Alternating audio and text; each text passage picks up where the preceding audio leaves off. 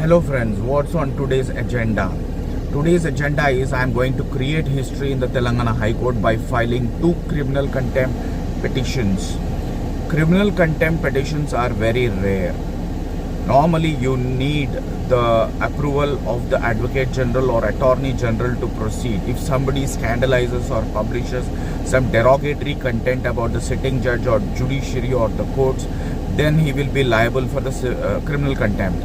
And civil contempt is somebody disobeys the orders of the honorable courts, that is treated as the civil contempt.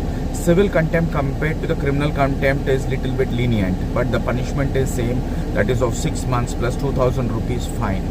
So under Article 215, that is in the High Courts, you can directly file a contempt petition, either a civil or a criminal. So today, normally lakhs of petitions are filed across the country for civil contempts.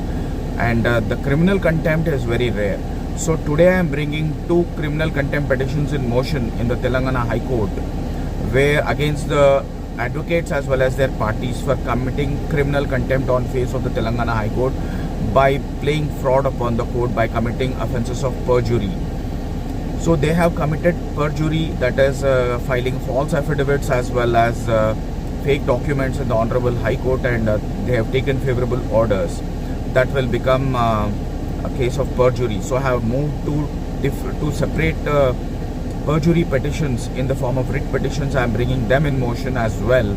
And these 2 criminal contempt petitions under Article 215, read with Section 2C and Section 14 of the Contempt of Courts Act for punishment of criminal contempt.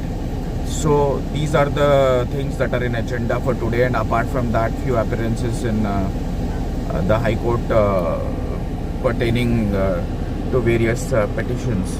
So I'll keep you posted, friends. Thank you so much.